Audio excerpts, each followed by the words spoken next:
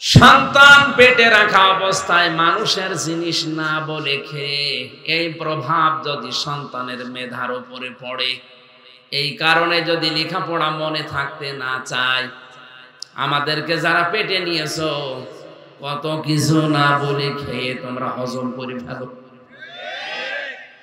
আব্দুল কাদের জেলানী এমনি খালি দোয়া করলে আসবে? পেট ঠিক করা লাগবে। মেয়েদের এই কয়েক ইঞ্চি পেট, এটা অনেক দামি জায়গা। কত রকমের নজর ওই দিকে মানুষ দেয় উল্টা পাল্টা করে, আর মানুষের চোখের নজর বড় তীক্ষ্ণ, খুব খারাপ জিনিস এটা। অনেকেই হয়তো বলে হুজুর আমি ভালো নজরে তাকাই, ওটা টাটকা শয়তান। তোমার নজর কত ভালো। বিশ্ব নবী মুহাম্মদ রাসূলুল্লাহ একদিন মসজিদে নববীতে নামাজে যাচ্ছিলেন, হঠাৎ করে একটা বেপরদা মহিলা তার সামনে পড়ে গেছে। তিনি মাথা নিচু করলেন, তাড়াতাড়ি করে বাড়িতে আসলেন। হযরতে সাউদা রাদিয়াল্লাহু তাআলা আনহাকে ডাক দিয়ে বললেন, কোথায় তুমি, এদিকে আসো।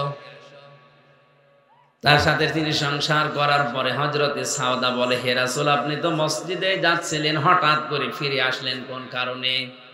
হযরতে সাউদা ডাক দিয়ে বলেছেন, নবীজি বলেন আমি যখন যাচ্ছিলাম তখন একটা বেপরদা মহিলা আমার সামনে পড়ে গিয়েছিল, তাড়াতাড়ি করে মাথা নিচু করে চোখ বন্ধ করে আমি প্রায় চলে এসেছি। শয়তান আমারে ধোঁকায় ফেলে দিচ্ছিল, তাড়াতাড়ি করে চলে এসে আমার জায়েজ জায়গায় আমি জায়েজ কাজটা করেছি। বলেন তো, শয়তান যদি বিশ্ব নবী মুহাম্মদুর রাসূলুল্লাহকেও ধোঁকা দিতে পারে, আমাদের পারবে না? আপনার মন কি রাসূলুল্লাহর চাইতেও পবিত্র হয়ে গেছে? এখানে ভণ্ডামি কথা কোথায় পান আপনি? বলে আমার মন পবিত্র আছে। আমি যে কথাটা বলার জন্য পর্যন্ত এসেছিলাম, শিরক এবং কুফরি যেন আমাদের জীবনে না থাকে, তাহলে জাহান্নামে একবার গেলে আর বের হতে নেই। কারীম আমাদের এই মুহূর্তে থেকে পড়া দরকার, যেমন তেমন ভাবে না, আব্দুল কাদের জেলানীর মতো বুঝে বুঝে। অনেকে বলে হুজুর দোয়া করেন ছেলে যেন আব্দুল কাদের জেলানী হয়। এমনি হবে? রাশেদুল ইসলাম যে মাদ্রাসা বানিয়েছে, ওই রকম মাদ্রাসায় আব্দুল কাদের জেলানীকে তার মা নিয়ে গেছে। ওস্তাদ ডাক দিয়ে বলছে, বাবা বলো আলিফ। আব্দুল কাদের জেলানী বলছে, হুজুর আলিফের মানে কি? হ্যাঁ, আলিফের মানে আমি জানি না। যে জিনিসের মানে হয় না, অর্থ হয় না, ও জিনিস পড়ি আমি করব কি? পড়বো না। ওস্তাদ বলে, বাবাজি তুমি কি জানো আলিফের মানে? বলে হ্যাঁ, আমি মায়ের কাছ থেকে শুনেছি। কি শুনেছো বলো দেখি।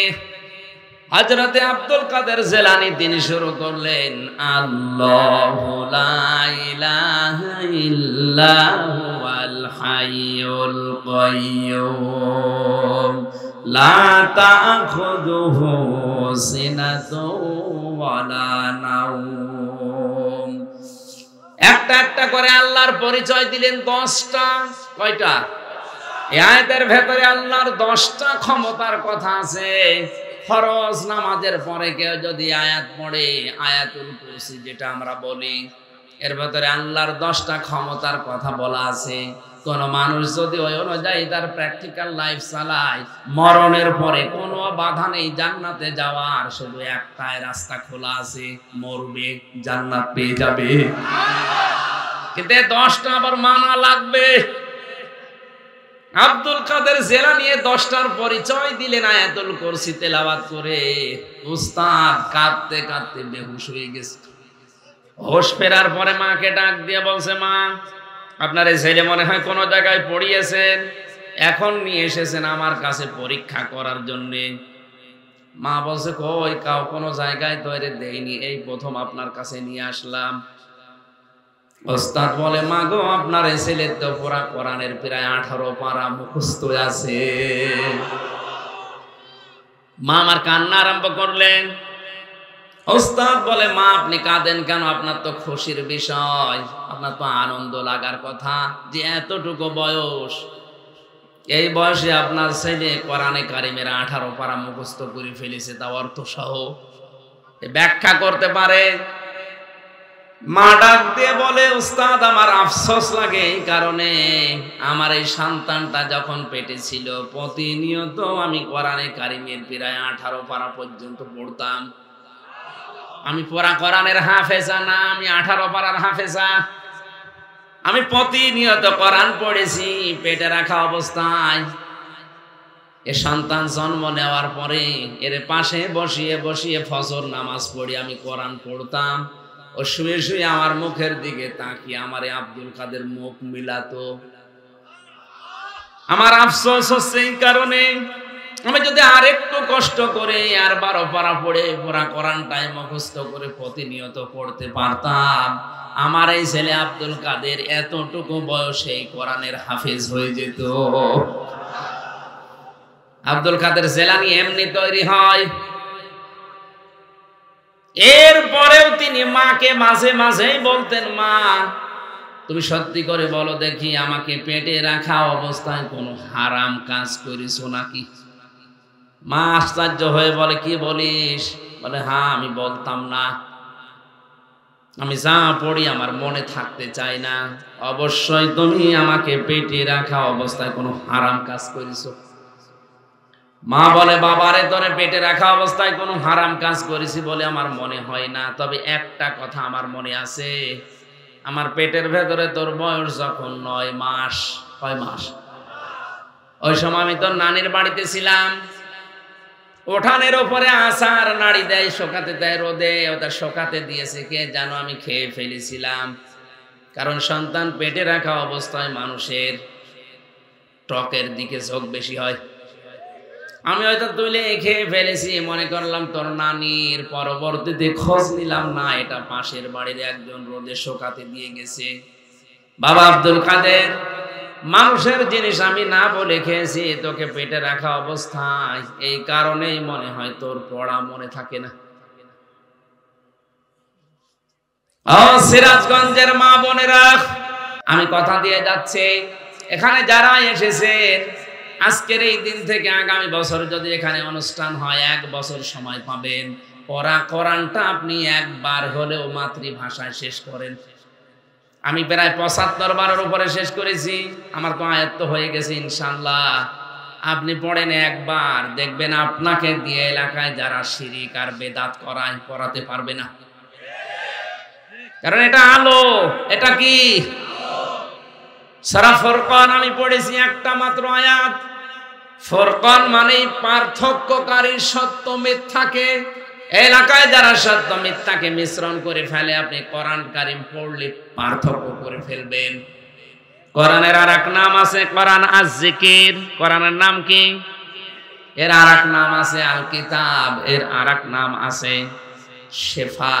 53টা নাম আমি কোরআনের পেয়েছি, প্রতিটি নামের ভেতরে সিগনিফিকেন্স আছে, একটা ভাব, সুন্দর একটা জিনিস লুকিয়ে আছে। কিতাব বলা হয় কোরআনকে কেন? আমি এখানে একটা সূক্ষ্ম তথ্য বের করেছি, ভালো করে শুনেন, আছেন তো আপনারা? কোরআনে কারীমকে কিতাব বলা হয় এই কারণে, পৃথিবীতে একটাই কিতাব আছে, তার নাম আল কোরআন। দুনিয়ায় আর যত বই আছে, কিতাব আছে, এগুলো কিন্তু আসলে কিতাব না, এগুলো কোরআনের সব ব্যাখ্যা।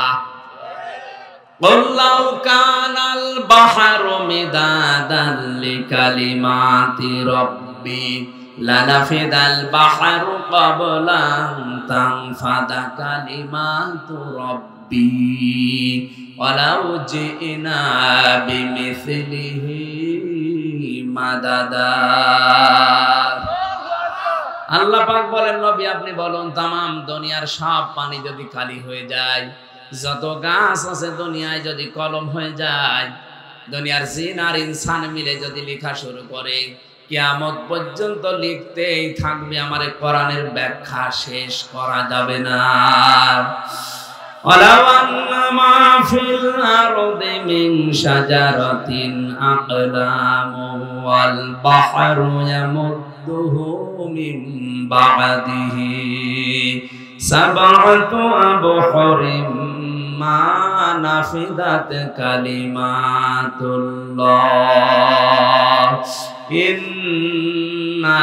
ইন্নাল্লাহা আজিজুন হাকীম।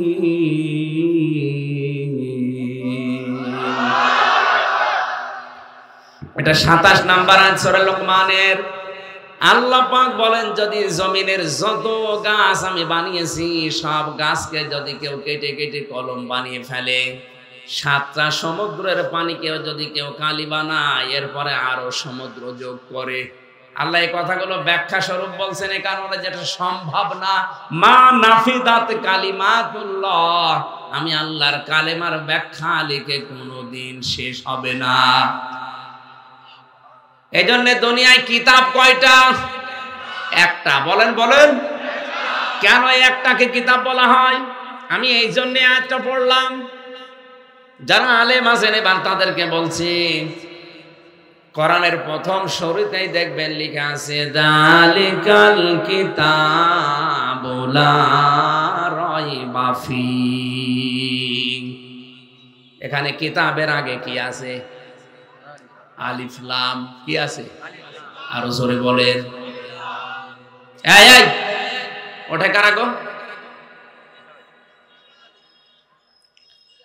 এদিকে ভালো করে খেয়াল করেন, কেন আল্লাহর এই কোরআনকে কিতাব বলা হয়, আর কেন আল্লাহ প্রথম এই কিতাব দিয়েছেন কোরআন শব্দ না দিয়ে যালিকাল কোরআনও দেয়নি। কি দিয়েছেন? যালিকাল কিতাবও দিয়েছেন, আর কিতাবের আগে আলিফ লাম দিয়েছেন। মুফাসসিরিন ইকরাম লিখেছেন, এই পৃথিবীতে একটাই মাত্র হেদায়েতের কিতাব, যার নাম কোরআন শরীফ।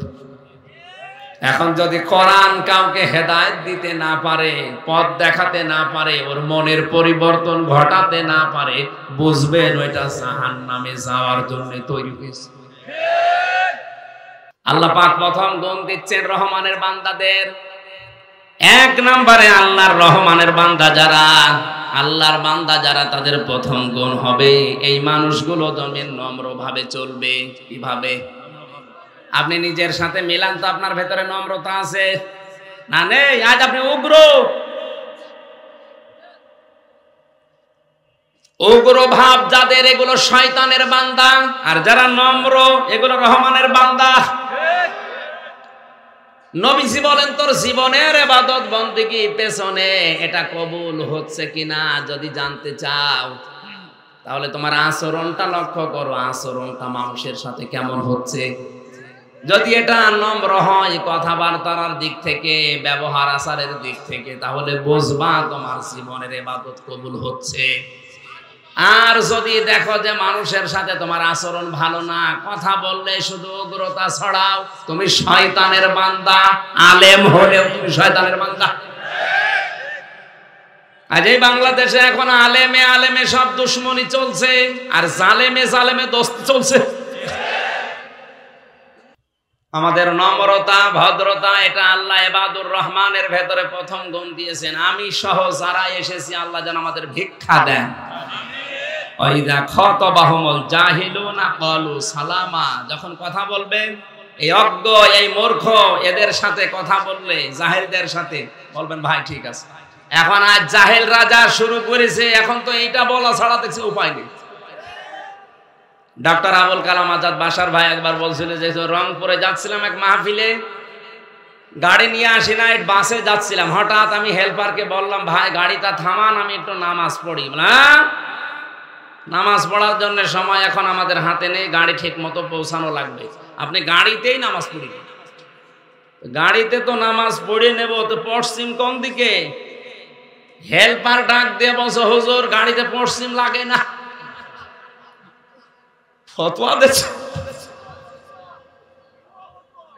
অথচ লোকটা ডক্টর, তারে ফতোয়া দিচ্ছে হুজুর গাড়িতে পশ্চিম লাগে না। বলে তখন রেগে গেছে, এই বেটা হুজুর তুই না আমি, তোরে আমি জিজ্ঞাসা করলাম একটু থামা, থামালি না, পশ্চিম কোন দিকে তাও বলিস না, ওই ফতোয়া দিলি, ওই ফতোয়া বুঝিস। সত্যি করে বলা আসলে পশ্চিম কোন দিকে? হুজুর আমি জানি না। এই যে জাহেল, পেটে বোম মারলে বের হয় না, আর এরা ডক্টর আবুল কালাম আজাদের ভুল ধরে।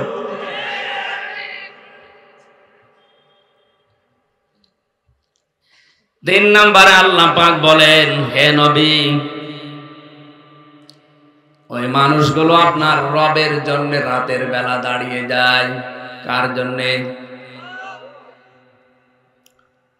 ওয়াল্লাযীনা ইয়াবিতুনা লিরাব্বিহিম সুজদাা ওয়া কিয়ামা। রাতের বেলা যখন দাঁড়ায় তারা শুধু দাঁড়িয়েই থাকে না, কোরআনে কারীম তেলাওয়াত করে। জেলখানার ভেতরে মাওলানা মামুনুল হককে দেখেছি রাত 2টা 2:30টার সময় উঠে 4 পারা 5 পারা দাঁড়িয়ে দাঁড়িয়ে, এখন 50 বছর বয়স, তাও পড়তেছে। আমার 33 বছর বয়স, আমার পা লেগে যায় 2 পারা পড়তে, অথচ বেটার মাথায় ব্যথা। দেখবেন যখন আদালতে আসে তখন কোণের ভেতরে ভর দিয়ে আসে, অথচ এরপরও জেলের ভেতরে থাকাকালীন প্রতিদিন এই 3টা বছরে তাদের তাহাজ্জুদ আর নফল নামাজ মিলে প্রায় 6-7 পারা করে পড়ে। আমরা পারি না। আমিও তো হাফেজ, আমার মাথাও ব্যথা না, পাও ব্যথা না, 2 পারা পড়তে গেলে কেমন যেন লাগে। আমার বয়স 33, ওনার বয়স 50, তারপরও ইবাদতে আমি পারছি না ওনার সাথে। কারণ ইবাদতের ভেতরে একটা মজা আছে। যদি রাতের বেলা তাহাজ্জুদ নামাজে আপনি কান্না করতে পারেন সেজদা দিয়ে, স্ত্রী ব্যবহারে ওই শান্তি পাবেন না। এ পৃথিবীতে আমাদের কাছে সবচাইতে বেশি আনন্দের কাজ মনে হয় স্ত্রীর ব্যবহার। কথা বলেন না কেন? কিন্তু তাহাজ্জুদের নামাজে যদি আপনি গুনার কথাগুলো স্মরণ করে কান্না করতে পারেন বড় একটা সেজদা দিয়ে, এমন একটা আনন্দ পাবেন, মজা পাবেন, দেখবেন দুনিয়াতে ওই মজা আর কোথাও নেই। ইবাদুর রহমানদের এই গুণটা অর্জন করা দরকার। আল্লাহ তুমি আমাদেরকে দান করো, বলেন আমিন। 4 নম্বরে পেয়েছি তারা জাহান্নাম থেকে আল্লাহর কাছে পানা চাবে। প্রতিদিনই আমলটা করবেন 24 ঘন্টায়, যে কোনো সময় আল্লাহুম্মা আজিরনি মিনান নার, আল্লাহ তুমি যাই করো জাহান্নাম আমারে দিও না। 5 নম্বরে দান করতে গিয়ে ফকির হয়ে যাবেন না, আবার কৃপণতা করবেন না, মধ্যম পন্থায় থাকবেন। 6 নম্বরে আল্লাহ ছাড়া কাউকে ডাকা যাবে না। আজ বাংলাদেশে আল্লাহকেও ডাকে, মাঝামাঝি অন্য কাউকেও ডাকছে। এই যে ব্রাহ্মণবাড়িয়া এলাকায় যারা আল্লাহকে ডাকতেছে, অধিকাংশ দরবারগুলোতে কিছুক্ষণ ইয়া আল্লাহ ইয়া আল্লাহ, এরপর ইয়া আলী বাবা, শাহ আলী বাবা, দয়াল বাবা, খাজা বাবা, এই কথা বলছেন। এগুলো হারাম। এটা রহমানের বান্দার গুণ না, শয়তানের বান্দার গুণ। 7 নম্বরে অন্যায় ভাবে কাউকে হত্যা করা যাবে না, রায়ও দেওয়া যাবে না। 9 নম্বরে জিনা করা যাবে না। এখানে 3টা বললাম পরপর। আল্লাহ বাদে অন্য কাউকে যারা ডাকে, অথবা আল্লাহকে ডাকে পাশাপাশি অন্য কাউকে যারা জুড়ে দেয়। 2 নম্বরে যারা অন্যায় ভাবে মানুষ হত্যা করে। 3 নম্বরে যারা জিনা করে। এই 3টা পাপের শাস্তি হবে ডবল। কি হবে? আল্লাহ আমাদের হেফাজত করুন। 9 নম্বরে মিথ্যা সাক্ষী দেওয়া যাবে না। আজ বাংলাদেশে হাজারো মানুষ শুধু মিথ্যা সাক্ষীর কবলে পড়ে জেল খাটতেছে। এটা বন্ধ করেন। আপনি কিন্তু রহমানের বান্দার বাইরে চলে গেছেন যদি মিথ্যা সাক্ষী জীবনে দিয়ে থাকেন। 10 নম্বরে অনর্থক কথা কাজ, এগুলো বাদ দেওয়া লাগবে। যে কাজে দুনিয়া এবং আখিরাতের কোনো ফায়দা নেই, ওই কাজ থেকে নিজেকে বাঁচিয়ে রাখা লাগবে। আর যারা মোবাইলে উল্টাপাল্টা নাচ দেখেন, উলঙ্গ ছবি দেখেন, এটা দুনিয়া এবং আখিরাতের কোনো ফায়দা আছে? বলেন। আপনার শরীর নষ্ট হয়, আপনার চোখের জেনা হয়, মনের জেনা হয়, বাকি আরো কত কিছু অঘটন ঘটে যাচ্ছে। সুতরাং এই মুহূর্তে যারা আছে এরকম কাজে, রহমানের বান্দা থাকতে হলে ছেড়ে দেওয়া লাগবে। রাজি আছে? কারা কারা রাজি আছেন বলেন তো? নাউজুবিল্লাহ, এত মানুষ এই কাজ করেন। এলাকা তো আমি এসে মানুষ ভালো মনে করছিলাম, এরা দেশে সব উলঙ্গপনায় আছে। 11 নম্বরে কোরআনের আয়াত শোনার পরে, কোরআনের বায়ান শোনার পরে যারা বোবা বধির এর মতো আচরণ যারা করে, এরা রহমানের বান্দা নয়। আমি কিন্তু কথা খোলাখুলি বলেছি। এখন যদি বোবা বধির অন্ধের মতো আচরণ করেন, আপনি শয়তানের বান্দা, রহমানের বান্দা না। এই কথাটার ওজন আপনি টের পাননি। এইটা আজকের আসল ওয়াজ। ভাঙে কি বলবো, ভাঙে কি বলবো? কোরআনের কথা শোনার পরে যারা অন্ধ বোবা বধিরের মতো আচরণ করে, এরা রহমানের বান্দা না, এরা শয়তানের বান্দা। আমি জানি এখানে এরকম মানুষ বেশি। এরপরে 12 নাম্বার হচ্ছে তাদের পরিবারের জন্য তারা দোয়া করবে। কার জন্যে? সবাই মিলে দোয়াটা একবার পড়েন। আল্লাযীনা ইয়াকুলুনা রব্বানা রব্বানা হাব লানা মিন আজওয়াজিনা ওয়া যুররিয়াতিনা কুররাতা আ'য়ুনিন ওয়াজআলনা লিল মুত্তাকিনা ইমামা। এই যে 12টা গুণ আমি সংক্ষেপে বলেছি, আমি সহ যদি আমরা সবাই এই গুণটা, এটা যেহেতু কালকে রেকর্ড হয়ে ছড়িয়ে যাবে সারা দেশে, সবাইকে আহ্বান জানাবো, শোনেন, বারবার বারবার বারবার শোনেন। নিজেদের জীবনে যদি আমল করে নিতে পারেন, এই 12টা গুণ আপনি রহমানের বান্দা হিসাবে আল্লাহ পাক নিজে আপনার জন্য অ্যাপার্টমেন্ট তৈরি করবেন। এই পৃথিবীতে একজন মানুষকে আল্লাহ জান্নাতের ঘর দেখিয়েছিলেন, তার নাম আসিয়া। নাম কি? হযরতে আসিয়াকে আল্লাহ নিজে জান্নাতের ঘর দেখিয়েছেন। আয়াতের পরবর্তী কথা, উলাইকা ইউজসাউনাল গুরফাতা বিমা সাবারু ওয়া ইউলাকাউনা ফিহা তাহিয়াতাও ওয়া সালামা খালিদিনা ফিহা হাসনাত মুস্তাকাররাও ওয়া মুকামা।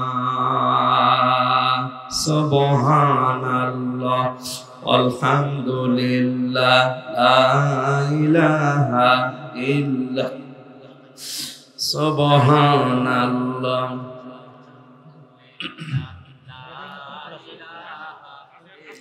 আমি যতটুকু কথা বলবো, এটা একটা ক্লাস চলছে, কোরআনের একটা ক্লাস। কোরআনের ক্লাস হবে, আপনি যেন কোরআনের শ্রোতা হয়ে ছাত্রের মতো জবাব দেন। কাফেরের জানাজা পড়া জায়েজ আছে? এই বুঝে শুনে বলবেন। মুশরিকের জানাজা পড়া জায়েজ আছে? ওর জন্য ক্ষমা চাওয়া, দোয়া করা জায়েজ আছে? কথাটা যদিও সত্য মনে হচ্ছে, এইটাই কিন্তু বাস্তব। কোরআনে কারিমের আয়াত যারা বিশ্বাস করে না, মানে না, এক কথায় তারা ফতোয়া লাগবে না, ওরা কাফের। সুতরাং এরকম মানুষ যদি মারা যায়, ওর জন্য জানাজা পড়া, কবরে দেওয়া, দোয়া করা, মাগফিরাত কামনা করা, সবগুলোই হারাম। কোন হারাম কাজ আপনি করবেন জেনে শুনে, সামনে যদি এরকম একটা কিছু দেখাতে পারেন যে প্রকাশ্য যারা কুফরি করছে কোরআনের সাথে, এ মানুষগুলোর আর জানাজা মুসলমানদের কবরে দেওয়া হবে না, এদের জন্য 50 না 50,000 গরু জবাই করলেও সব জলে যাবে। দেখবেন এমনি নাস্তিকরা টাইট হয়ে যাবে। মানুষ বানিয়েছেন আল্লাহ নিজে। এ কোরআনে কারিমে আল্লাহ জানালেন যে খালাকাল ইনসান, আমি মানুষ বানিয়েছি। আল্লাহ মাহুল বায়ান, মানুষকে কথা বলা শিখিয়েছি, বায়ান দিয়েছি কে? এজন্য আমরা যারা কথা বলতে পারছি, আমরা তো বোবা না। খুশি হয়ে বলেন আলহামদুলিল্লাহ। শুকরিয়া আদায় করলে আল্লাহ ওই নিয়ামত আবার দুনিয়ায় বাড়িয়ে দেয়। এটা আমাদের জীবনে এখন কিন্তু নিয়ামত। আপনি যদিও দাম না দেন, যাদের ঈমান আছে তাদের কাছে এটা পৃথিবীর সবচাইতে বড় নিয়ামত। কারণ ওরা জানে কোরআনের এই অনুষ্ঠানে আসলে কোরআনের ইজ্জতে, এর শ্বাস প্রশ্বাসে নিঃশ্বাসে নেকি হচ্ছে।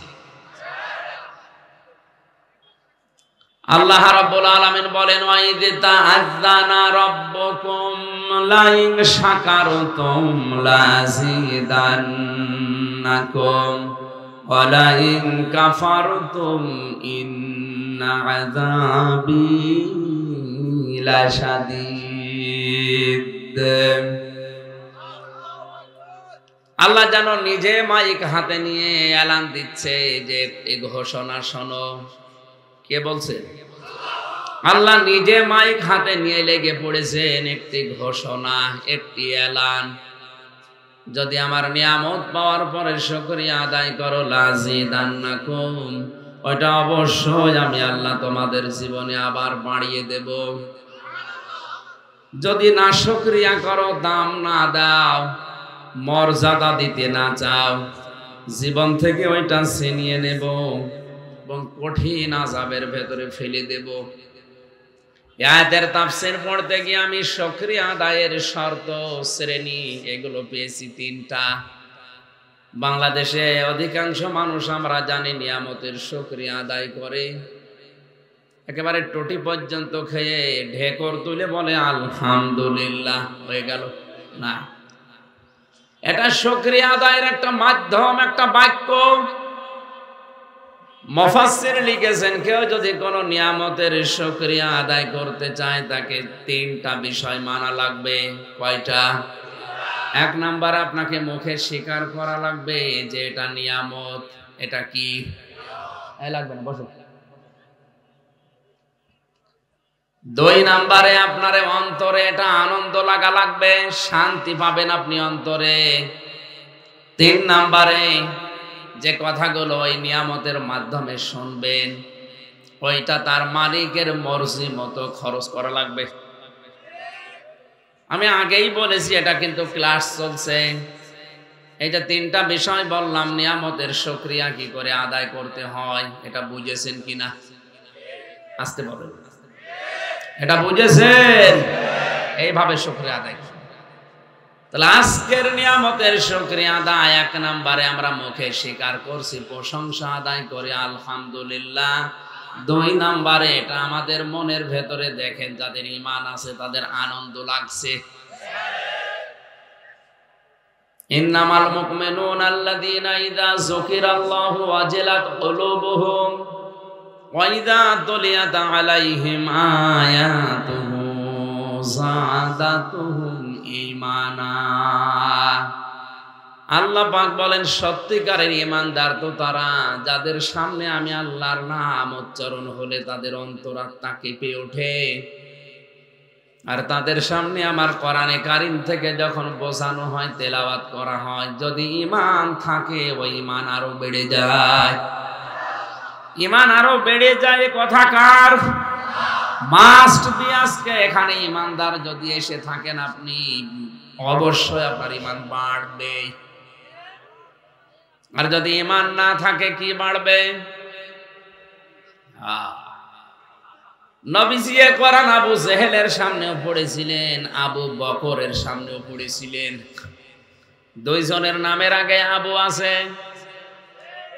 এক আবু কোরআন শোনার পরে তার ঈমান বেড়ে গেছে, আর এক আবু কোরআন শোনার পরে ঈমান বাড়ে নাই, শয়তানি বেড়ে গেছে। এখানে আপনি বসবেন আবু জেহেলের মতো মন নিয়ে না, আবু বকরের। আল্লাহ পাক আমাদেরকে আবু বকরের সাথে যেন কবুল করেন, বলেন আমিন। তিন নম্বরে নিয়ামতের শর্ত কি পেয়েছি? শুধুমাত্র অন্তরে আপনার আনন্দ লাগবে, শান্তি লাগবে তা না। এখান থেকে যে কথাগুলো আজকে ডেলিভারি দেওয়া হবে কোরআনে কারীমের আলোকে, এই কথাগুলো আপনারা প্র্যাকটিক্যাল লাইফে আল্লাহর মর্জি মতো মিলাবেন। কথা বলে না কেন? আজকের আমার আলোচনার বিষয় আল্লাহর বান্দা কারা। আমরা সবাই দাবি করছি আমি কি আল্লাহর বান্দা? না না, আপনার ভেতরে যদি 12টা গুণ না থাকে, আপনি আকাশ দিয়ে উড়ে যেতে পারেন, আপনি আল্লাহর বান্দা হতে পারেননি। আল্লাহ পাক তার জান্নাত বানিয়েছে কিন্তু গরু ছাগলের জন্য না, তার বান্দাদের জন্য। ফাদখলি ফি ইবাদি ফাদখলি জান্নাতি। আমার বান্দাদের ভেতরে প্রবেশ করো, এরপরে জান্নাতে যাও। তার মানে জান্নাতে যাওয়ার আগে আপনাকে বান্দা হওয়া লাগবে। কি হওয়া লাগবে? বিশ্বনবীকে আল্লাহ পড়া কোরআনে 7টা নামে বিশেষ করে ডাক দিয়েছেন, তার ভেতরে বান্দা একটা। এ শব্দটা এত আদরের শব্দ, এত মহাব্বতের শব্দ। মুহাম্মদ রাসূলুল্লাহকে পর্যন্ত আল্লাহ বান্দা বলেছেন কোরআনে। ওয়াইন কুনতুম ফি রাইবিম মিম্মা নাযালনা আলা আবদিনা।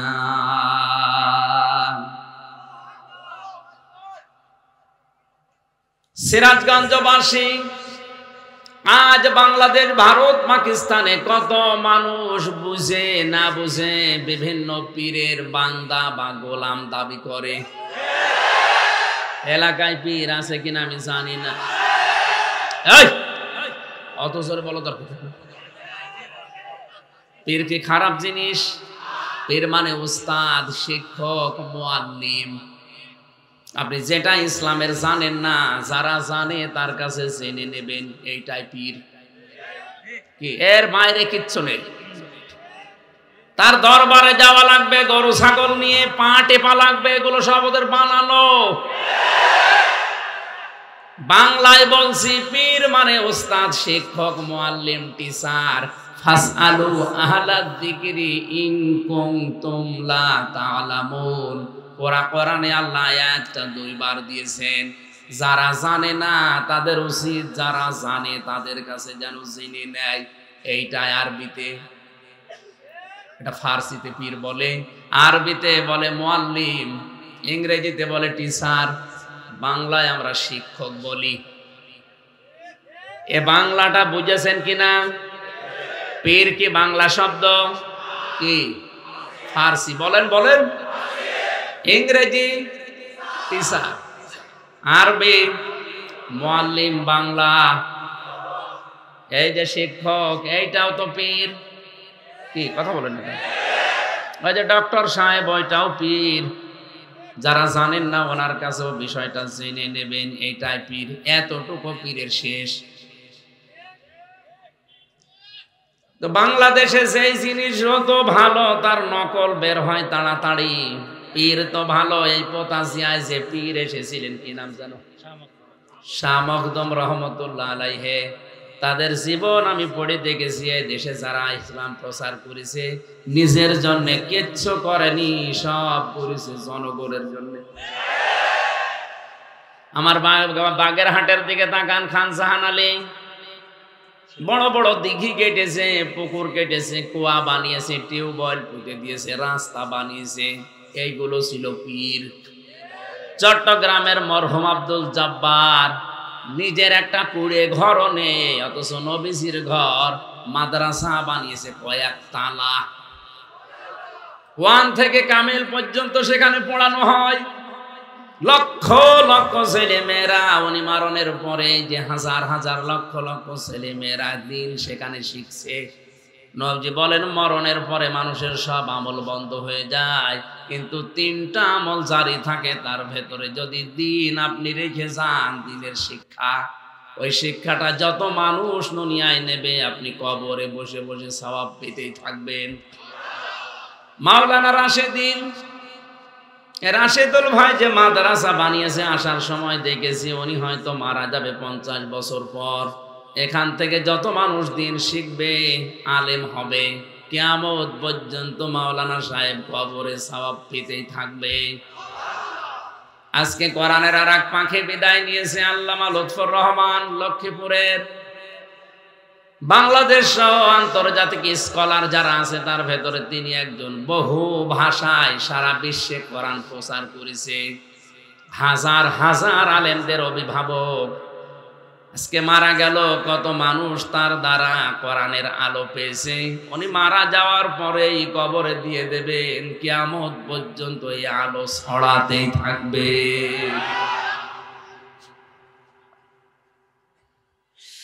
সিরাজগঞ্জবাসী, আমি যেটা বোঝাতে চাই এখানে, পীর শব্দটা ভালো আমরা উল্টা অর্থে নিয়েছি, কারণ অধিকাংশ মানুষের শব্দটা নিয়ে ব্যবসা করে খায়। এই কারণে আজকে থেকে ক্লিয়ার যে যারা জানেন না, যারা জানে ইসলামের বিষয়, তার কাছে জানতে যাবেন। এইটার নাম ফার্সিতে পীর বলা হয়। এর বাইরে কিছু করা তার জন্য আপনি পারবেন না, খুশি করতে পারবেন না। আপনি মনে করেন যদি পীর সাহেবকে একটা এরকম শাল চাদর দিয়ে খুশি করব, আরে ভাই আপনার আগে আপনি তো 2000 টাকার শাল কিনেছেন, আপনার আগে একজন 5000 টাকার শাল ওরে দিয়ে গেছে। পৃথিবীর মানুষকে খুশি করা মানুষের দ্বারা সম্ভব না, কারণ এই যে পেটটা, আল্লাহর নবী বলেন মানুষের এই পেট ভরবে না কোন পর্যন্ত জানো?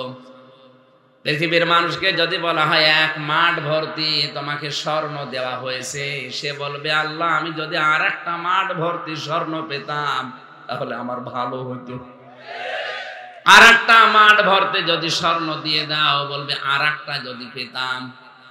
মানুষের পেট ওই পর্যন্ত ভরবে না যতক্ষণ কবরের মাটি পেটে না যায়। এই ছেলে কথা বলো, কোন জায়গায় আবার কথা বলো।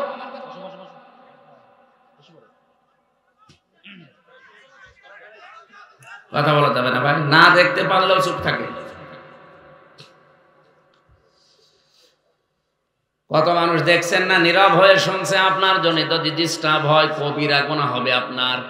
কারণ ফাস্তামিউ লাহু আনসিতু, দুইটা শব্দ এখানে। চুপ থাকতে হবে এবং শুনতে হবে, কারণ এখন আর মমতাজের গান হচ্ছে না, এটা কোরআনের আলোচনা আরম্ভ হয়েছে। রহমানের বান্দা যদি আমরা দাবি করি, আল্লাহর বান্দা যদি আমরা দাবি করি, বলছিলাম যারা আজ বলে আমি অমুক পীরের গোলাম, পীরের বান্দা, এ কথা বলা যে কত বড় মারাত্মক। আল্লাহ সবচাইতে বেশি রাগান্বিত হয়ে যায় ওই মানুষটার উপরে যখন সে তার বান্দার পরিচয় দিতে চায় না। আল্লাহ বাদে কারো গোলামির পরিচয় দেওয়া, বান্দা বলা, কারো কাছে সাহায্য চাওয়া জায়েজ নেই, হারাম। হারাম এবং হারাম। জিন্দা পীর হোক আর মরা পীর হোক, কারো কাছে সাহায্য চাওয়া যাবে না। সাহায্যের একমাত্র জায়গা আল্লাহ। এমনকি কেউ যদি বলে ইয়া রাসূলুল্লাহ আমারে সাহায্য করেন, কবিরা গুনাহ হবে। আপনি নামাজে কেবলই বলে আসলেন ইয়্যাকা না'বুদু ওয়া ইয়্যাকা নাস্তাঈন, শব্দটা কিন্তু না'বুদু ওয়া ইয়্যাকা এভাবে ছিল। ফেল ফাইল মফউল এভাবে শব্দ সাজানো হয় আরবি গ্রামারে। আল্লাহ আগে ইয়্যাকা দিয়ে দিয়েছেন, মফউলকে আগে এনে মুকদ্দম করে জানিয়েছেন। এখানে দেখবেন বাংলা লিখতে গেলে হর্ষাই দেওয়া লাগে। একমাত্র তোমারই ইবাদত করি। সুবহানাল্লাহ বলতে পারেন না? এই গ্যারান্টি দিয়ে যখন জানলেন একমাত্র তোমারই ইবাদত করি, এরপরে আপনি যদি কোনো পীরের কাছে মরা হোক জিন্দা হোক সাহায্য চান, আল্লাহ এত রাগান্বিত হন।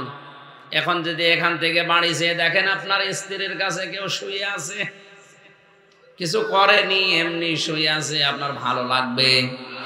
আপনার যেমন রাগ হবে আল্লাহ পাক ঠিক ওই রকম রেগে যায় বান্দা যখন তাকে বাদ দিয়ে অন্য কারো কাছে সাহায্য চায়। সুতরাং এই শাহজাদপুরে যারা আল্লাহ বাদ দিয়ে অন্যের কাছে সাহায্য চাচ্ছেন বা যারা চাওয়ার ব্যবস্থা করে দিচ্ছেন, দুইজনেরই সমস্যা। আল্লাহ আপনার উপরে রেগে আছে, আপনি এখন আল্লাহর বান্দা হতে পারেননি। আজকের আলোচনার বিষয় কি বললাম? এখানে কথা বলে কেন গো? কি সমস্যা কি আপনার? এখানে হয় বসেন না চলে যান, যান।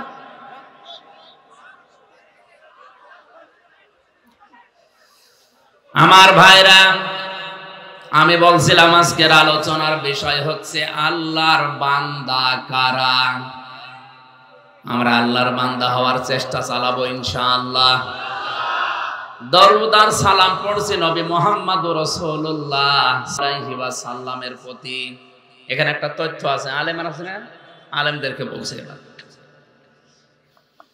ওয়াল্লাযী আরসালা রাসূলাহু বিল হুদা ওয়া দীনিল হক লিইয়ুযহিরাহু আলাদ-দীনি কুল্লিহি ওয়া কাফা বিল্লাহি শাহীদা। এতদিন যেভাবে শুনেছেন না, নতুন ভাবে তাফসীর করছি, ভালোভাবে শুনবেন। আল্লাহ পাক বলেন, তিনি সে আল্লাহ যিনি তার রাসূলকে সত্য দিন সহকারে দুনিয়ায় পাঠিয়েছেন শুধু খেলা করার জন্য। বলেন,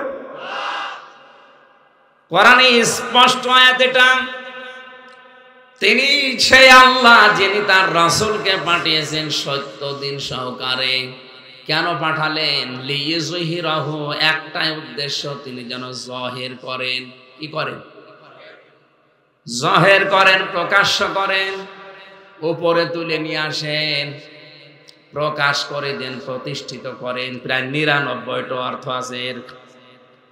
আলাদ-দীনি কুল্লিহি, দুনিয়ায় যত ধর্ম আছে, যত দিন আছে, সব দিনের উপরে যেন তিনি তার পাঠানো দিন ইসলামকে উপরে তুলে নিয়ে আসেন।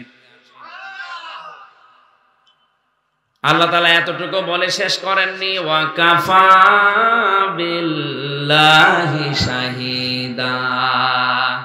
এই কাজ করতে গিয়ে নবীর পেছনে যদি বাংলাদেশের কেউ না থাকে, আমি আল্লাহ বলছি আমি নিজেই যথেষ্ট। এবার আসেন তো আয়াতের পক্ষে হাদিস। মান ক্বরাল কুরআনা ফাস্তাযহারাহু ফাহাল্লা হালালাহু ওয়া হাররামা হারামাহু আদখালাহুল্লাহুল জান্নাহ ওয়া শাফাআহু ফি আশারাতিন মিন আহলি বাইতিহি কুল্লুহুম ক্বাদ ওয়াজাবাত লাহুন নার। তিরমিজি শরীফের হাদিস। নবীজি বলেন, যে ব্যক্তি কোরআন পড়ে আরে কোরআনকে ইজহার করার চেষ্টা করে, মান ক্বরাল কুরআনা ফাস্তাযহারাহু, ওই যে কোরআনে লিইয়ুযহিরাহু, এখানে ফাস্তাযহারাহু শব্দের মাদ্দা কিন্তু একই। তাহলে ইজহার শব্দের অর্থ বললাম প্রকাশ করা, প্রচার করা, দাঁড় করানো, প্রতিষ্ঠিত করা। এই পৃথিবীতে যারা কোরআন পড়ে আর কোরআনকে যারা দাঁড় করানোর জন্য চেষ্টা চালায়, প্রতিষ্ঠা করার জন্য যারা চেষ্টা চালায়, ফাহাল্লা হালালাহু, এর হালালকে হালাল হিসাবে মেনে নেয়। একটি বারের জন্য চিন্তা আসে না যে কোরআনে কারীম আল্লাহ প্রকাশ করার জন্য বলার পরে হালালের কথা কেন বললেন? কারণ আল্লাহ জানে ভালো করে এ পৃথিবীতে কোরআন যদি প্রতিষ্ঠিত না হয়, কায়েম না হয়, এমন এমন হালাল জিনিস আছে যে এই সমাজে মানা সম্ভব না। এদেশে অনেক হালাল কাজ আছে আপনি ইচ্ছা করলেও মানতে পারবেন না। মেয়েকে বিয়ে দেওয়া সরকারি যে নিয়ম আছে, 18 বছর, আর ছেলের কত, এ বয়সের আগে যদি আপনি বিয়ে দেন, নিশ্চিত আপনার মামলা খাবেন, ধরা খাবেন, জেলে যাবেন। কথা বলেন না কেন? কোরআনের সাথে আয়াতের কোনো এই নিয়মের কোনো মিল আছে? অথচ এ দেশের আইন সরকারি আইন, আপনি মানতে বাধ্য। ইসলাম যদি থাকতো এই আইন মানতে আমরা বাধ্য থাকতাম না। কোরআনের হালাল বিষয়গুলো আমরা এখন মানতে পারবো না, কারণ কোরআন কায়েম নেই। ওয়া হাররামা হারামাহু, যারা এর হারামকে হারাম বলে মেনে নিয়েছে, আজ অনেক হারাম আছে যেগুলো আমরা ইচ্ছা করলেও ছেড়ে দিতে পারছি না, মেনে নিতে বাধ্য হচ্ছি। আজ হাজার হাজার অফিসার ঘুষ খায়, এদেরকে যদি বলা হয় কি বলে, আমার কিছু করার নেই, ওপরের নির্দেশ। এই যে আমার এই গাড়িটাই মনে করেন এর কাগজপত্র, রোড পারমিট সব ঠিক আছে, ওকে। এই সিরাজগঞ্জ থেকে কুষ্টিয়া পর্যন্ত যেতে কমপক্ষে 3 থেকে 4 জায়গায় আল্লাহর ওলিরা ধরবে। হুজুর দোয়া চাই, আমি যদি বলি কই আমি তো দোয়া করে আসলাম, না, যে দোয়া নিয়ে এসেছেন ওই দোয়া দিয়ে যান। শেষে বাড়ি পর্যন্ত যেতে যদি আমি 1000 করেও দোয়া দিতে যাই, আমার 4000 যাবে। টোল আছে, রাস্তায় আছে খরচ, ড্রাইভারের খরচ, তেলের খরচ। বলেন, এখন ওদের যদি জিজ্ঞাসা করা হয় এটা কি জোর করে নিচ্ছেন, জায়েজ হবে, ফতোয়া উল্টো করে দেবে, বলে হুজুর হাদিয়া দেওয়াও জায়েজ, নাও জায়েজ। এটা কি হাদিয়া হচ্ছে?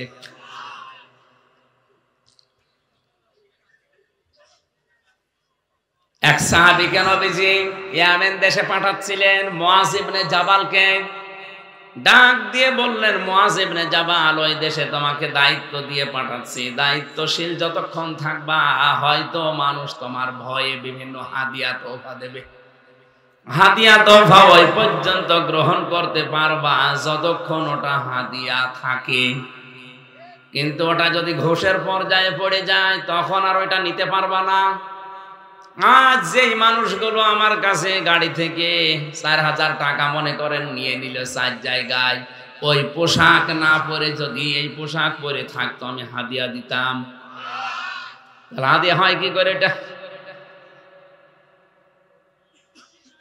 এতটুকুই শেষ করেননি, এমন এমন হারাম কাজ আছে ও নিজে করতে ইচ্ছা করছে না, উপরের অর্ডারে বাধ্য হচ্ছে, ওপরে যিনি আছে বলছে কর, নাই তো তোর এখানে ট্রান্সফার করে দেব, তোর চাকরি খেয়ে নেব, বাধ্য হয়ে হারাম কাজ করা লাগছে।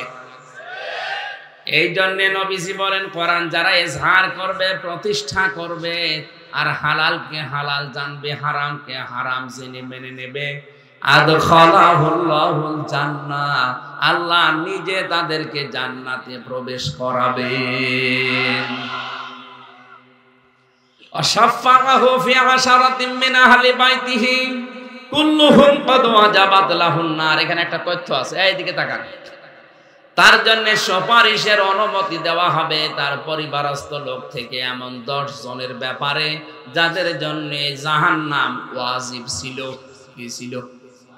তার মানে জাহান্নামে যারা যাবে। এখানে একটা ছোট্ট সূক্ষ্ম বিষয় লুকিয়ে আছে। আমি জেলখানায় যাওয়ার আগে 20 সাল পর্যন্ত এই বিষয়টা ক্লিয়ার ছিলাম না। জেলে যাওয়ার পরে আমার অনেক আলেমের সাথে পরিচয় হয়েছে, বিশেষ করে মাওলানা মামুনুল হক, মাওলানা সাখাওয়াত হোসেন রাজি, এই সমস্ত আলেমদের কাছে বসে বসে যে বিষয়টা আমি পেয়েছি। আমি এতদিন পর্যন্ত যেখানে লেখাপড়া করেছি, যে সার্কেলে, ওখানে এরকম ভাবে জানতাম যে কবিরা গুনাহ করে যদি কেউ তওবা না করে মারা যায়, ওই লোকটা জাহান্নামে গেলে মহান আল্লাহ ওকে আর বের করে দেবে না। কিন্তু মাওলানা মামুনুল হকের সাথে, মাওলানা সাখাওয়াত হোসেন রাজির সাথে বহুদিন, প্রায় 2 বছর 8 মাস আমরা পাশাপাশি এই বিষয়টা নিয়ে প্রায় 15-20 দিন একাধারে আমরা আলোচনা করে ক্লিয়ার আমার কনসেপ্ট এসেছে। কোন মানুষ যদি শিরিক আর কুফর, শিরিক আর কুফর করে কেউ যদি মারা যায়, ওই লোকটার জন্য বিনা হিসাবে বিনা বিচারে জাহান্নাম, ওর জন্য আর কিছু নেই।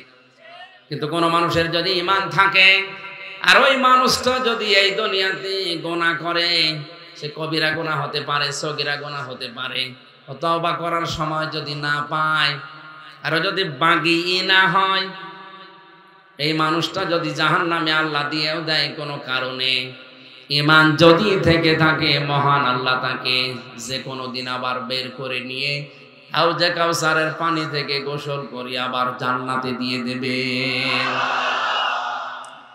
কিন্তু এখানে সূক্ষ্ম বিষয়টা কি? আপনার ঈমান যদি থাকে, কি থাকে? আজ বাস্তবতায় তো বাংলাদেশের দিকে আমি তাকিয়ে দেখি, ঈমান থাকার মতো অনেকেরই অনেক বিষয় নেই। আমরা জানি এখানে যারা বসে আছেন যে ওযু করলে ওযু ভেঙে যায় 7টা কারণে, নামাজ পড়লে নামাজ ভেঙে যায় 19টা কারণে, হজ করলে হজও ভেঙে যায় 5টা কারণে, রোজা করলে রোজাও ভেঙে যায় 2টা কারণে, আমল বা কাজ করলে কাজও ভেঙে যায়, নষ্ট হয়ে যায় 2টা কারণে। এগুলো জানেন কিনা? তাহলে ঈমান যদি আপনি আনেন, ঈমানও ভেঙে যায় 10টা কারণে। ওই 10টা কারণ যদি কারো ভেতরে থাকে আর ও লোকটা যদি বলে না আমার ঈমান আছে, আল্লাহর কসম আপনি তো মুশরিক, আপনি তো কুফরি করি, আপনার ঈমান শেষ হয়ে গেছে, আপনি আর আবু জেহেল এখন সমান। আবু জাহেল যেমন জান্নাতে যাবে না, আপনিও যাবেন না। এখন যদি বলেন কি আবু জাহেলের মতো অত খারাপ আমি, আরে ভাই ও বিশ্বাস করতো আল্লাহ একজন আছে। কি বেশি বললাম না? ও বিশ্বাস করতো আল্লাহ একজন আছে। এই জন্য কাবার চত্বরে গিলাপ ধরে বদরে যাওয়ার আগে বলেছিল, মালিক তুমি আসো আমি জানি মুহাম্মদের বিরুদ্ধে যুদ্ধে যাচ্ছে বদরে, সত্যের পক্ষে যে আছে তাদেরকে তুমি বিজয় দিও। ওর দোয়াও কবুল হয়ে গেছে। আল্লাহ একজন আছে যদি বিশ্বাস না করবে, কোন কারণে আল্লাহর ঘর কাবা শরীফেরও দায়িত্বে থাকবে বলেন? এমনকি এই গিলাপ ধরে বলেছিল তুমি আসো আমি জানি।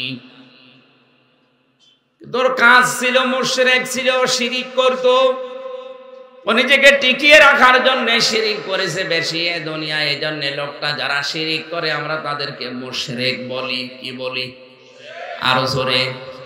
মুশরিকের জন্য জান্নাত না জাহান্নাম? এটা যে জাহান্নামে যাবে তার প্রমাণ নবীজি নিজে দোয়া করেছিলেন তার আপন চাচা আবু তালিবের জন্য। চাচা মুশরিক, এই জন্য আল্লাহ দোয়া ফেরত দিয়েছে। এটা জানেন কিনা? তাহলে এখান থেকে প্রমাণ পাওয়া যায়, ওয়ালাইন সাআলতাহুম মান খালাকাস সামাওয়াতি ওয়াল আরদা লা ইয়াকুলুনাল্লাহ। কোরআনে আয়াতটা কয়েক জায়গায় আল্লাহ জানিয়েছেন। হে নবী ওদেরকে যদি জিজ্ঞাসা করেন আকাশ আর জমিন কে বানিয়েছে, ওরা গ্যারান্টি দিয়ে লা ইয়াকুলুনাল্লাহ, লামে তাকিদ নুনে সাকিলা, গ্যারান্টি দিয়ে বলবে আল্লাহ বানিয়েছে। তাহলে আল্লাহ একজন আছে কথা আবু জাহেলও বিশ্বাস। বলেন কিন্তু এই বিশ্বাসের সাথে সাথেও শিরিক করত। আল্লাহ একজন আছে কিন্তু ওনার সাথে আরো অনেক শক্তি আছে, এ বিশ্বাস করার কারণেও মুশরিক। আমাদের দেশে অনেক মুসলমান আল্লাহ একজন আছে বলে, পাশাপাশি অন্য কেউ আছে এরকম বিশ্বাসও করে। এজন্য যারা শিরিক করবে তার 1 নম্বরে ঈমান নষ্ট হয়ে যাবে, 2 নম্বরে যারা কুফরি করবে তাদের ঈমান নষ্ট হয়ে যাবে, 3 নম্বরে যারা নেফাক করবে, মুনাফিক যারা সব ধর্মকে সমান মনে করবে। এই যে তাফসীর থেকে আমি একটা উদাহরণ লিখেছি, যারা সব ধর্মকে সমান মনে করে ওর ঈমান নষ্ট হয়ে যায়। এ দেশে নেই। এখন যদি বলেন হুজুর এই কথা বলার দরকার নেই, আপনি ঘটনা বলেন, সাপের কাহিনী বলেন, বলবো? আমি তো আসল কথা বলছি। আপনি আর কোনোদিন জাহান্নাম থেকে বের হতে পারবেন না যদি এই 10টা থাকে। জীবনের মতো যাবেন, এই শেষ, কোনোদিন আর পারবেন না। আর যদি এই 10টার কোনোটাই না থাকে, আপনি কোনো না কোনোদিন যাবেন, আবার একদিন বের হবেন। এই জন্য তো আপনাকে বাঁচার জন্য বলছে আমি আপনার শত্রু না, আমি আপনার বন্ধু।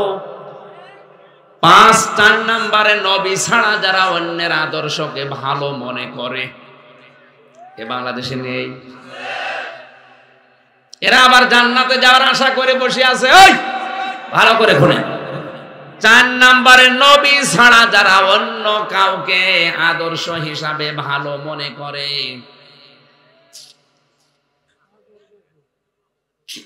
করে না, কেউ করে না।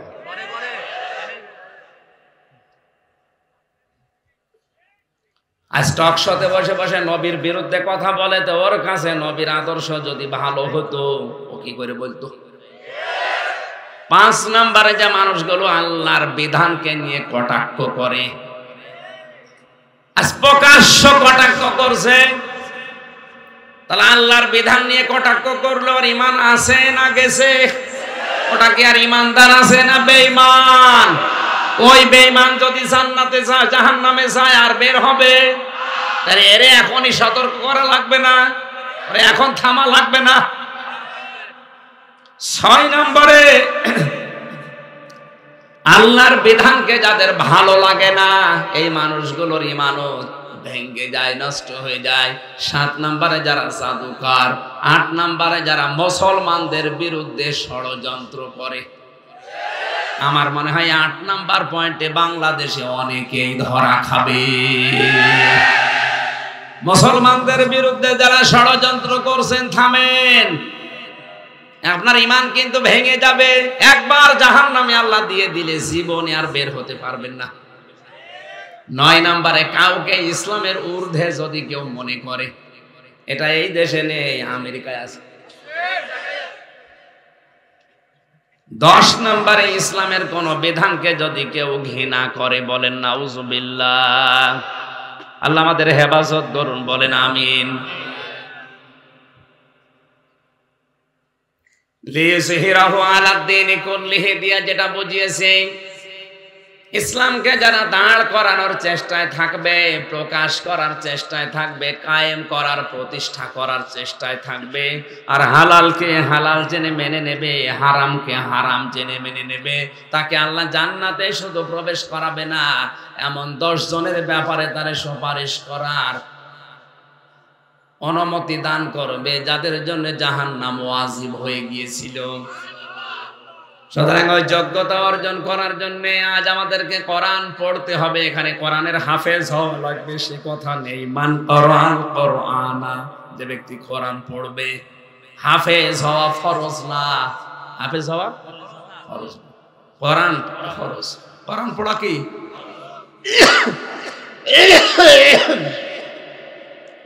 আবহমান কাল থেকে এই দেশে যারা আল্লাহর ওলিরা শুনলাম, শাহ মকদুম থেকে শুরু করে, শাহজাহান থেকে শুরু করে, খান জাহান থেকে, শাহজালাল থেকে শুরু করে যত আল্লাহর ওলি এই দেশে এসেছে, তাদের জীবনীগুলো আমাদের সিলেবাসে আছে, আমরা পড়েছি। আমরা দেখেছি ওই মানুষগুলোর কাছে কেউ গেলে কোরআন শরীফ তুলে দিত, এই নাও তুমি এইটা পড়লে আল্লাহকে পেয়ে যাবে। এখন তাদের উত্তরসূরি যারা দাবি করে, দেখবেন এই মানুষগুলোর কাছে গেলে আগে কোরআন তুলে দেয় না, আগে জিকির দেয়।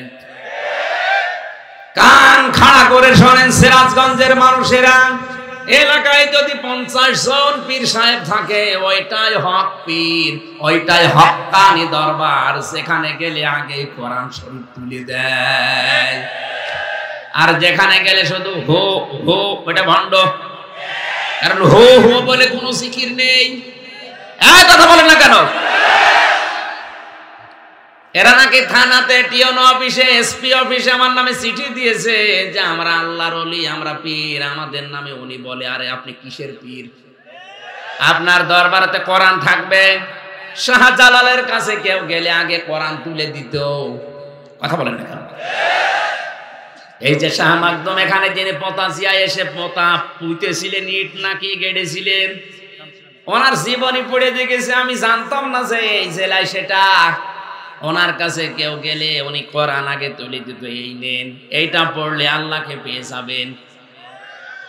পরিষ্কার ভাষায় বলছি, বাংলাদেশে 48,000-এর উপরে এখন পীর। এই 48,000-এর ভেতরে হাতে গোনা কয়েকটা বাদ দিলে অধিকাংশ গুলোই ভণ্ডামিতে লিপ্ত। এমনকি কাফের পর্যন্ত হয়ে গেছে। সাতক্ষীরার খাজা মঈনুদ্দিন সিদ্দিকী, নাম শোনেননি? মাওলানা খাজা মঈনুদ্দিন সিদ্দিকী সাতক্ষীরা, শ্রদ্ধাভাজন বড় ভাই, উনিও এক পীরের সন্তান। উনি প্রকাশ্য মাহফিলে ঘোষণা দিয়েছে আমার বাবাও কাফের হয়ে গেছে। কারণ কাজ করে কুফরি, কথা বলে কুফরি। ওনাকে নাকি বলেছিল যে তুই আমার ছেলে, আমার দরবারটার 12টা বাজাবি। বলেছে বাবা আপনি আমাকে কোরআন পড়িয়েছেন কেন? কোরআন পড়িয়ে দেখে আপনার এই দরবার টেকে না। এজন্য আবার বলছি, এই দেশে যারা পীর সাহেব আছেন, যেখানে গেলে আগে কোরআন তুলে দেয়। মরহুম মাওলানা আব্দুল জব্বার চট্টগ্রামের মতো, সারসিনার পীরের মতো যে কোরআন শরীফ নেন, এটা ভালো করে বোঝেন। 1 বছর সময় দিলাম, মুরিদ হয়েছ, পুরাটা মাতৃভাষায় একবার পড়ে আসো, দেখো তোমার জীবন এমনিতেই পাল্টিয়ে যাবে। আপনি যদি এটা পুরাটা নাই পড়েন, তো এর হালাল কি করে জানবেন, হারাম কি করে জানবেন? এই জন্য কোরআন পড়া ফরজ, হাফেজ হওয়া ফরজ না। এ পুরা এলাকার ভেতরে 5 জন হাফেজ থাকলে যথেষ্ট, কিন্তু কোরআন 5 জন পড়লে হবে না। এখানে 5 লাখ মানুষ থাকে, এই থানায় 2 থানা মিলে 5 লাখ মানুষ, এই কোরআন পড়া লাগবে। কোরআন পড়া কি? বলেন বলেন, কেমন ফরজ? নামাজের মতো। নামাজও হবে না যদি কোরআন না পড়েন। নামাজের যে 19টা নামাজ ভাঙ্গার কারণ আছে, আর 1 নাম্বার কারণ কোরআন অশুদ্ধ পড়া। এজন্য আহ্বান জানাচ্ছি, যারা এসেছেন এখান থেকেই সিদ্ধান্ত নিয়ে যান, মরণের 8 দিন হলেও আমি কোরআন পড়া শিখে মরবো। শুধু শিখবো না, আমি বসবো, যেভাবেই হোক আমি বসবো। কথা বলেন, চেষ্টা চালান। যদি আপনি এভাবে পড়তে পড়তে নাও পড়তে পারেন, যদি আলিফ বা তা সা পড়তে পড়তেই মারা যান, 50 বছর লাগুক, অসুবিধা নেই। আপনি তালেবে ইলম হয়ে যাচ্ছেন, আর তালেবে ইলম মরে গেলে কোনো হিসাব নেই। সুবহানাল্লাহ বলতে পারেন নাই? খ্যাতনামা ইসলামিক স্কলারদের বক্তব্য শুনতে আমাদের সঙ্গেই থাকুন। নিয়মিত আপডেট পেতে সাবস্ক্রাইব করে বেল বাটনে প্রেস করুন। Rosni 24. Enjoy the Holy Quran.